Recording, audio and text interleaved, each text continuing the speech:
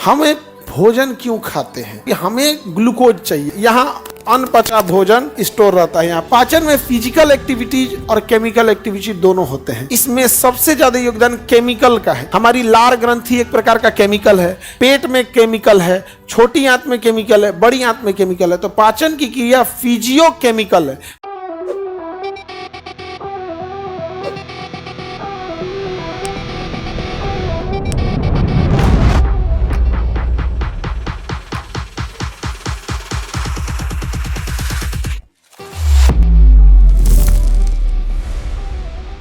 देखिए, अपने समझिए, हमें भोजन क्यों खाते हैं।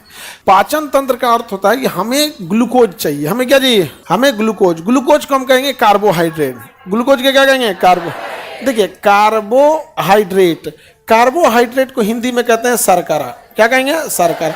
शर्करा ये अम्ब्रेला टर्म, अम्ब्रेला टर्म उसे कहते हैं जिसके अंदर कई चीजें आ सकती है। जैसे मानव, मानव एक अम्ब्रेला टर्म है। स्त्री अलग हो जाए, मानव में ही स्त्री आएगा, मानव में ही पुरुष आएगा, लड़का लड़की सब इसी में आ जाएंगे। तो मानव कैसा टर्म हो गया? Umbrella term. जैसे विद्यार्थी, विद्यार्थी कोई फिक्स टर्म नहीं है, क्या है? Umbrella term. विद्यार्थी में सब आ जाएगा। नहीं समझे? हम लोग भी विद्यार्थी हो जाएंगे। हम लोग लाइफ ऑफ सोसाइटी, हम लोग अब किताब के विद्यार्थी नहीं, अब हम लोग के किसके विद्यार्थी हैं? लोग समाज के। अभी समाज बहुत कुछ सिखाएगा हम लोग को। अभी भी हम लोग समाज से सीखते हैं। समाज से एक चीज सीखे हैं कि अगर आपको बहुत गाली सुनने का शौक मचा है तो समाज की भलाई कीजिए। आपको देखिए कैसे कैसे चालू हो जाएगा सब। लेकिन याद रखिएगा, बुरे लोग बोलते ज्यादा हैं लेकिन उनकी संख्या ज्यादा नहीं होती है। रावण जैसे ज्यादा लोग नहीं थे लेकिन वो बोलता बहुत था रावण।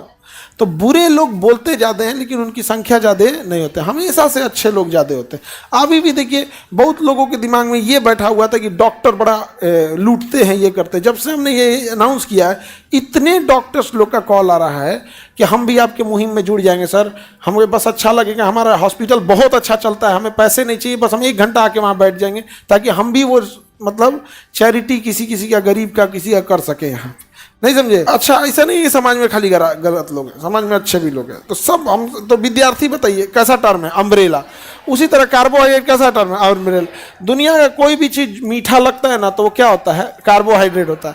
चावल, सूखा चावल खाइएगा, हल्का मिठास आएगा, क्या है? कार्बोहाइड्रेट। रोटी खाइएगा, हल्का मिठास आएगा, कार्बोहाइड्रेट। अब उसी में कार्बोहाइड्रेट में कोई कम मीठा, कोई ज्यादा मीठा, कोई मीडियम मीठा। जैसे सबसे नॉर्मल होता है ग्लूकोज। नॉर्मल क्या होता है? ग्लूकोज।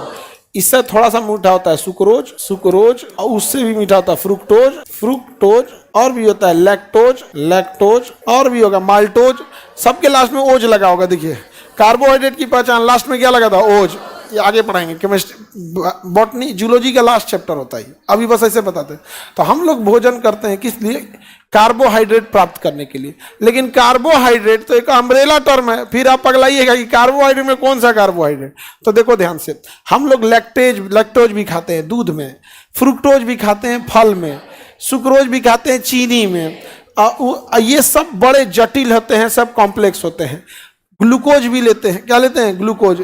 लेकिन पाचन का मेन काम होता है कि हम जो चीज खाए हैं उसे अल्टीमेटली तोड़ के क्या बना दे? ग्लूकोज। अल्टीमेटली तोड़ के क्या बना दे? ग्लूकोज। तो बस कहने का सेंस है कि पाचन वह क्रिया है जिसमें हम जटिल पदार्थ को सिंपल में तोड़ देते हैं, सरल पदार्थ में तोड़ देते हैं।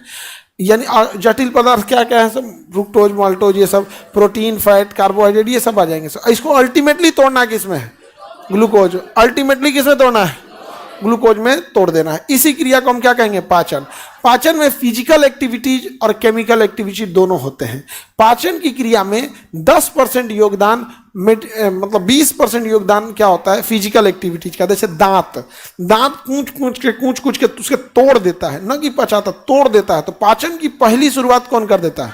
दांत। अब आप में से बहुत सारे लोग कहेंगे तू तो हाथों से हम तोड़ देते हैं। हम तो हाथ से, आप हाथ से तोड़ते नहीं है, हाथ से छोटा करते हैं जो मुंह के साइज के आ सके। बहुत सारा चीज आदमी नहीं तोड़ता है हाथ से। पानी पूरी सीधे ले गया, नहीं ले गया, वो हम उसी चीज को तोड़ते हैं जो साइज, जो मुंह के साइज का ना आए। अभी देखना ना, आप कहीं कहीं देखिएगा, लड्डू कौन तोड़ के खाता है? ये सब लड़की से भले तोड़ के खाई। तो देखिए, कोई देख रहा है, अच्छा कोई देख रहा है, रुमाल लाओ, रक्षाबंधन है, लड़की से एकदम अच्छा से खाती है, एकदम याद दिलाना, रक्षाबंधन और नवरात्रि में लड़की का कोई बुराई नहीं करेगा, ठीक है एकदम। अल्लाह हमरा से ना होगा वो आदत पड़ गया इस सबको बोलने का। हाँ? देखो अब आप लोग के मन में ये आता होगा कि भाई पाचन की क्रिया अगर दांत से हो रही है, हाथ क्यों नहीं? हाथ पाचन में हेल्प किया या मुंह में अटने में हेल्प किया? अगर कोई चीज उसी साइज का है तो नहीं होता। जैसे देखिए कोई छोटा साइज का पूड़ी वगैरह बनता है तो आदमी सब्जी में लपेटा, एक पूड़ी सीधे ले गया, नहीं अब बड़ा बन गया तब तो अलग बात है, उसे तोड़ना पड़ता है। तो पाचन हाथ से नहीं प्रारंभ होता है, कहां से प्रारंभ है? मुंह से। तो पाचन की क्रिया में फिजिकल एक्टिविटी यानी थूर थार भी शामिल है। दूसरा, इसमें सबसे ज्यादा योगदान केमिकल का है। किसका है? केमिकल।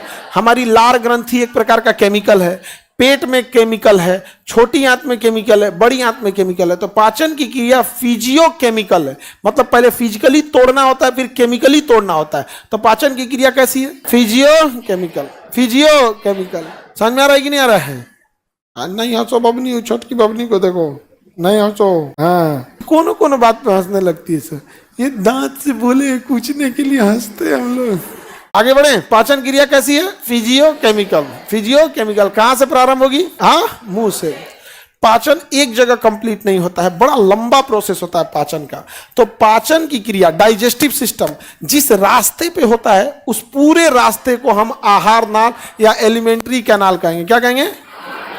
Alimentary canal. क्या कहेंगे? एलिमेंट्री कैनाल यानी आहार नाल। आहार नाल, आहार नाल। अब देखना समझना ध्यान से, आहार नाल जो होता है मुंह से चालू होता है, जिसे कहते हैं मुख गुहा। मुख गुहा, गुहा का अर्थ होता है खाली जगह। जैसे क्लासरूम के अंदर खाली जगह है ना, तभी आप आए हैं। तो ये क्लास, एक समझिए कि क्लासरूम एक कैविटी यानी गुहा है, इसमें हम भूसा भर दें। क्या भर दें? भूसा। अब कई को विद्यार्थी हटेगा? खत्म, कैविटी खत्म। तो मुंह भी एक प्रकार का गुहा, गुहा मतलब गुफा है, खोखला जगह। देखो ऐसा, तभी ना इसमें अटता है। एक काम करो, छोट लड़कन को देखना, उसकी माँ उसको खाना खिलाएगी मुख गुहा में। कहाँ खाना खिलाएगी? मुख गुहा में। अब मुंह में खाना ले लेगा, अब मुंह डाल लेगा, खेलते रहेगा। फिर उसकी माँ उसको पकड़ के लाएंगे, बाबू बाबू लो एक और खा लो। अब रख ले रहेगा, तो फिर मारेगी इसके। अभी तक रखा है इसको, अभी तक रखा, मेरा पिटा उठा घोट जाएगा, फिर खाएगा। मतलब छोटा बच्चा जो है ना, थुराने की इंडिया में ना ऐसा हो ही नहीं सकता, थुराए नहीं हुआ। तो पाचन की क्रिया कहां से होगी? मुख गुहा से। गुहा का अर्थ समझ में आ गया? बताइए, हमारे पेट में गुहा है कि नहीं है? खाली जगह है, कैविटी है, अरे तभी तो एक थरिया खाना अट जाता है, नहीं तो नहीं अटता। फेफड़ा गुहा है कि नहीं? कैविटी है कि नहीं? तभी क्या अट जाता है? सांस। तभी ना सांस लेते हैं अट जाता है। बताइए, दिमाग गुहा है कि नहीं है? अरे नहीं है रे भाई, तुम लोग का होगा। कार्य जो है, दिमाग में कोनो खाली जगह है? अच्छा, हो सकता है। अरे इसमें क्या रक्षाबंधन? हम पूछे दिमाग में खाली जगह तो कहे हाँ सर कैविटी है। फ्लो पे बेइज्जती करा दिए। दिमाग में खाली जगह है जी? नहीं है, भरा हुआ है। क्या भरा है? ब्रेन। क्या भरा है? ब्रेन।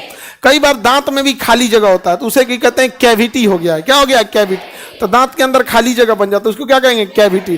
अंग्रेजी में उसे कैविटी, हिंदी में कहते हैं खोलना हो गया है। तो बताइए, जो हम भोजन करते हैं सबसे पहले कहाँ जाता है? आहार नाल। आहार नाल के बाद ग्रास नली। कहाँ जाएगा? ग्रास। ये छोटी सी नली होती है जो मुंह से कहां तक जाती है? पेट तक। तो इसे क्या कहेंगे? ग्रास नली। क्या कहेंगे? ग्रास नली। और ग्रास नली के बाद होता है आमाशय। क्या होता है? आमाशय। क्या होगा? आमाशय। ग्रास नली के बाद आमाशय। आमाशय मतलब होता है पेट। हम भोजन जो खाना खाते हैं वो कहाँ जाता है? आमाशय में। कहाँ जाएगा? आमाशय में जाता है। कहाँ जाता है बाबू? आमाशय में। कहाँ जाएगा? आमाशय में। आमाशय के बाद ये आएगा छोटी आंत में। किसमें आएगा? छोटी आंत में। कहाँ आएगा? छोटी आंत। आमाशय के बाद छोटी आंत। छोटी आंत के बाद ये जाएगा बड़ी आंत में। कहाँ जाएगा? बड़ी आंत। देखिए, लंबाई छोटी आंत का ज्यादा होता है लेकिन चौड़ाई किसकी ज्यादा होती है? बड़ी आंत की। तो छोटी आंत के बाद ये कहाँ जाएगा? कहाँ आएगा? बड़ी आंत। बड़ी आंत। छोटी आंत के बाद बड़ी आंत। बड़ी आंत के बाद ये मलाशय में जाएगा। कहाँ जाएगा? मलाशय में। यहाँ अनपचा भोजन लेट्रिन के फॉर्म में क्या रहता है? स्टोर रहता है। यहाँ पे बिलिरुबिन और उसमें आगे जाके मिल जाता है। और उसके बाद से गुदा या एनस के रास्ते शरीर से क्या हो जाता है? बाहर हो जाता है। तो आहार नाल जो होता है मुख गुहा से प्रारंभ होता है। कहाँ से चालू होता है? मुख गुहा से। और गुदा यानी एनस तक क्या होता है? खत्म होता है। तो ये पूरा का पूरा सिस्टम आपको पढ़ना है। इसी को कहेंगे आहार नाल। और पाचन तंत्र इसी में होता है। इसी में एक संरचना लटकी होती है जिसे हम अपेंडिक्स कहते हैं। क्या कहते हैं? अपेंडिक्स। ये हम लोग के किसी काम का नहीं है। अपेंडिक्स अब हम लोग में क्या है? अवशेषी अंग। क्या है? अवशेषी अंग।